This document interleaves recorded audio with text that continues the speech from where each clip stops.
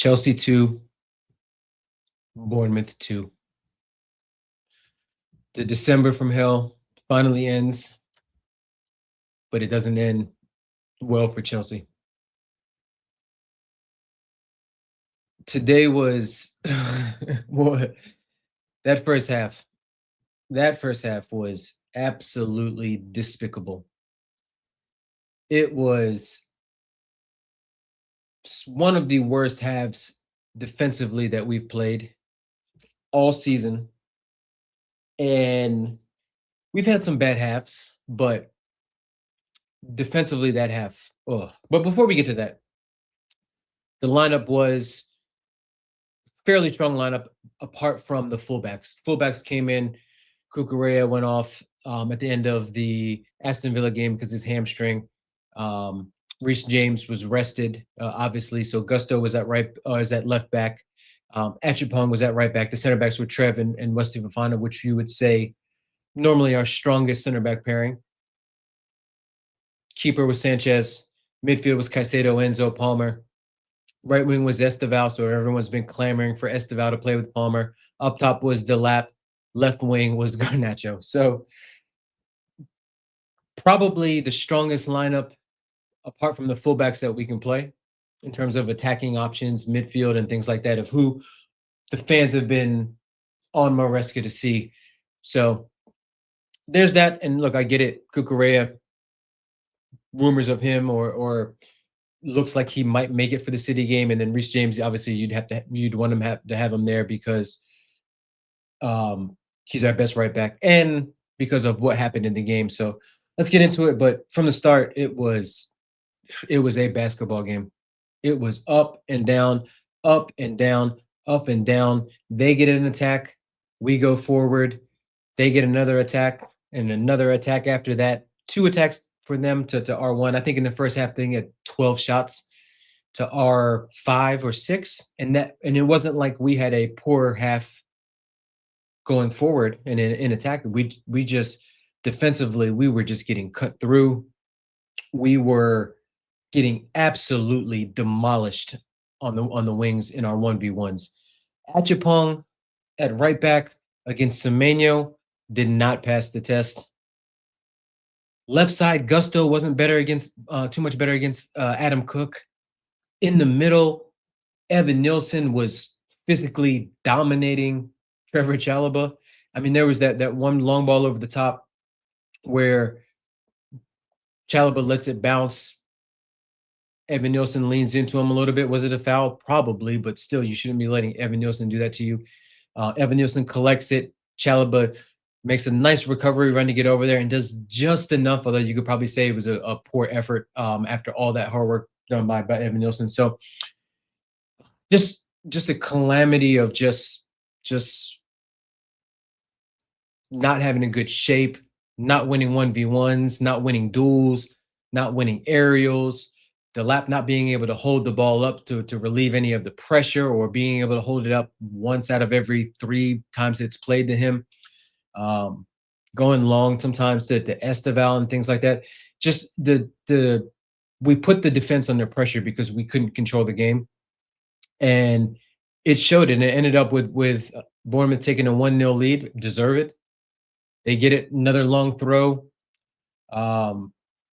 We don't win the first ball. 2 guys going up for the header. It's a wide open Bournemouth player in the middle of the box who had run off of Garnacho. So we don't win the first ball. We're sleeping at the back post. Sanchez makes a nice reaction save, but the ball to him is as close as I am to this camera. He parries it, goes right back to him. It's a little bit of a scuffle. No one on Chelsea. Everyone's standing there watching apart from Sanchez. And Sanchez tries to clear it off the line, and it's just he's too outstretched. The guy gets a toe to it. It's 1-0. And look, that was sort of how the game ebbed and flowed in the first half in terms of defensively. We go down the other end. A couple minutes later, Esteval makes a lovely mazy run, gets tripped by Semenyo. Why it wasn't called in real time, I don't know, but it goes to VAR and it's rightly called a penalty. Cole Palmer steps up. Decent save attempt by Petrovic, but Palmer places it very nicely into the bottom left-hand corner. It's 1-1, and we're like, all right, We got out of a little out of jail card for the past mistake we made on that long throw in. But what do?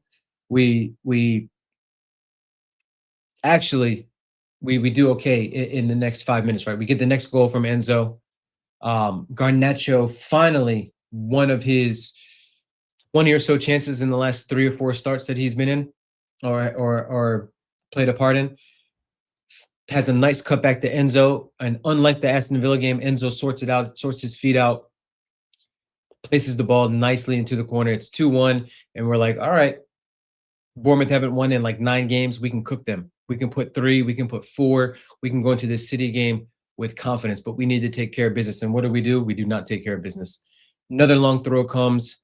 This time, Trevor Chalobah. I mean, you put the way we mark defensively, which I don't have too much of a problem with, although I'm not a huge fan of zonal marking, but I understand it in this day and age because of all the tomfoolery, we'll say, that goes on in the box.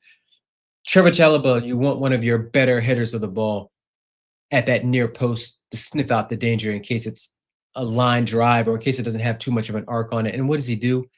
He flicks it on to the back post. And once again, Garnacho, third time he's been punished this season for sleeping at the back post. Watches his man just sneak off him, and it's 2-2. And you're like, deserve it 2-2. They've been the better team in the first half. They've had the better chances.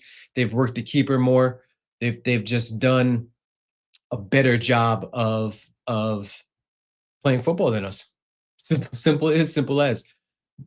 Second half comes, we make a couple of changes. Esteval looks lively. He goes, we see the Esteval Palmer link up for a little bit, and it's okay. Although Palmer, to me, should have had a better game. Got the ball in some positions. I know he got a goal, got his penalty, but there were some times where we needed a bit of quality and we needed our best attacker to bail us out, and he didn't do that again. And look, the excuse of he's coming back from injury and things like that, while it was valid, I don't think it's valid anymore. He's been back for 3-4 games now. He's got to step up. If we're a team where our ceiling is very high because we have players that are capable of putting in world-class performances, Reece James, Cole Palmer, Caicedo, Cucurella, even like young guys like Esteval and things like that. And I'm not just naming the players that I like, but we have those kind of players that can rise and win a game, win a match almost all by themselves. But the reality is you're only as strong as these guys around you. So we need those what a lot of Chelsea fans would categorize as world-class players. We need those world-class players, which I'll be honest with you, I don't think we have one world-class player is Reece James, but different video, different time. But we need those players like Cole Palmer to step up today and carry this attack. And he wasn't on it. He wasn't terrible, but he wasn't good enough.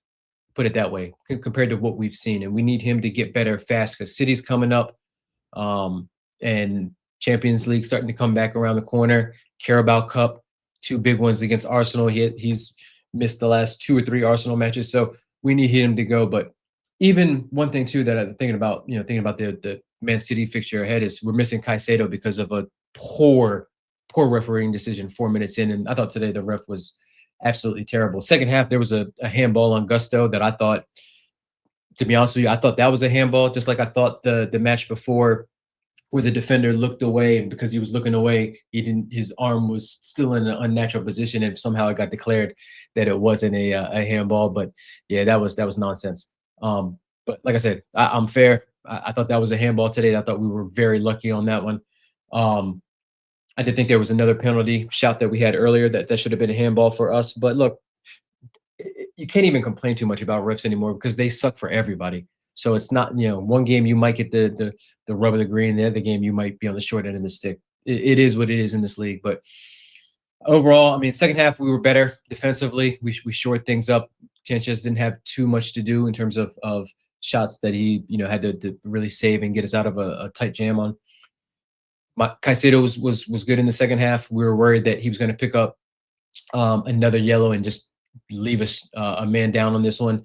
But he didn't. He kept his composure and played very, very well in the second half. Neto came on, did his normal Neto stuff, put his head down, drives to the byline, either sends in a garbage cross with his right foot or kind of cuts it back on his left. When it's not working, it looks terrible. I'll be honest with you, but sometimes he gets the GNA and things like that, and he works hard. So I can see, why some people will be like, yeah, he's been our best attacker this year. The stats probably say point to him. But he didn't have much of an impact. Garnacho was horrible on that left hand side. He got the assist, but other than that, he can't dribble. He can't you and you have a winger that's one dimensional in terms of wanting to cut in and can't dribble and create separation. He's predictable, right? It's either cutting in on his right foot and either sending one to the back post or just trying to curl it in, which he never does, or going down the byline and cutting it back, which sometimes does work, but there's still not enough variety in his game. And it's too infrequent that actually happens because most times he's getting dispossessed. But yeah, he was poor. Enzo poor again. Other than the goal, just don't let a goal for him. Don't let a goal for Cole Palmer. Um, Kind of distract you from the performances that they put in and having to do a lot better. Enzo was just off it. I mean, he misplaced some passes. A couple times he turned right into traffic. I mean, there was one play in the second half where ball gets played to his foot, to his feet. He turns slow motion, and you can see the guy breathing down his neck. Maybe somebody should tell him man on. But at the same time, you'd expect a cerebral player like Enzo to check your mirrors and know that you're going to be under pressure. It's the Premier League. Everybody closes down everybody. It doesn't matter if you're Leeds or Wolves or Man City. The tenacity and the intensity of this league is second to none. He was poor. Gittins was poor when he came on. Delap, I actually thought Delap had one of his better games, which still wasn't good enough. I thought at times he didn't make the ball stick. Um, at times I thought he did make it stick, and I thought he linked up play okay, but he didn't get a shot on target, I don't think. And you don't want your striker to go a full 90, which I think he did. Oh no, he probably played about 85 because Santos came on for him to go that long without having to strike a shot on target against Bournemouth. No disrespect to Bournemouth fans, but we're going to play City on the weekend, who have better players, better center backs. So, not again, poor for him. João Pedro wasn't the greatest when he came on. He got a shot off right when he got on there, which was nice. But there were a couple times where, actually more than a couple times, but it was just loose with his dribbling in the 10, and he would just take a extra touch and it would get away from him, and then we'd lose possession. And I'm like, that's why I don't like him in the 10. He's nice when he can play it just when he can just kind of get it with his back to goal, turn a defender, when he can play it off, a little nice little 1-2 and things like that, a little chip pass to the side. He's very nice at those kind of intricate type plays. But when he's facing and you need him to dribble and you need him to be creative, he's not. He can't do it. He's more of a man. If you got two up top, if you got a inside forward that you're going to have width on the outside for and players like that. And look, I like João Pedro. I think he's a good player. I didn't expect him to be the prolific goal scorer that we saw in the Club World Cup. I thought that was an anomaly. That was a hot 2 weeks, 3 weeks compared to what we've seen for 4 years in terms of proficiency and prolificness in front of goal. So we'll see. But like I said, we got a big one coming up with Man City. From a managerial standpoint, I thought we were a little bit too open in the midfield. He's got to. I said the lineup was the best lineup that we could put out, but he needs to. Caicedo needs a little bit more protection. As good as we think Caicedo is, and as good as he actually is, we need another midfielder next to him that can do more of the defensive side of the game. I think we've got enough creativity in attack, especially with Caicedo being pretty good going forward, to sacrifice a little bit of the attack on the other side to have more balance. I don't know if Santos is that player because he hasn't played that much and he's what 20, 21. But ideally, you can see it's been like 2 or 3 managers and Enzo. But this league, Enzo is it's tough for him. It's too physical. He's not good of an athlete. He has trouble playing and turning a defender, so you can't really play the ball to him when he's kind of in a lot of traffic or when he's got somebody breathing down on him. He's just going to try to shield it and try to draw a foul. Caicedo can at least drop the shoulder. He can play a pass. He's a little bit better at with the physicality of those moments in this league. So we're gonna have a big decision to make in the offseason, but expectations, and we're lucky that this league is just it's some people say it's poor. Some people on the flip side say that it's not so much poor in the sense that every team has a few really, really good players or good players. Some teams have a host of good players, and you have to really be on it every week to win matches consistent in this league. And if you're on it, if you're off it, teams smell blood and they can capitalize, whether physically, long throws and corners and set pieces, or they can. Some of these teams can just play football with you. So I see both sides. I think it's the weakest it's been at the top for a few years. Um, but the bottom is still much stronger than the average bottom for a lot of these other teams, Pauls. But yeah, we've got some work to do. I know we're not going to do any work in the transfer window in January.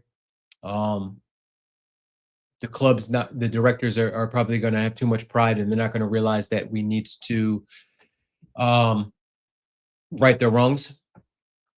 Hopefully, pressure mounts on them because the model is not one. It's not a sustainable model money wise because we're getting looked into every which way.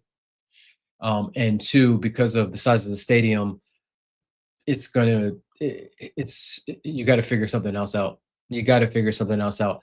Um, but until that model changes, we're not going to be a serious club. We're going to be a fourth, fifth, sometimes in Europa League type of club that can maybe do a little bit of damage in some of the domestic cups, and if everything falls into place in the Champions League. But we've shown what the standards are from the top. Those are the folks that set the standards of the club. Everyone else should act accordingly. Temper our expectations. Doesn't mean you don't put any pressure on those folks and don't demand better. It just means sometimes when you're dealt a shit hand, you either have to play it out or you fold it. We're not going to fold it. So we're going to just have to play it out. So we'll see. But in the meanwhile, hit that like. We ended on a somber note. Hit that like. Cheer me up. Hit that subscribe button. Turn those notifications on, and we'll see you at the next one. Peace.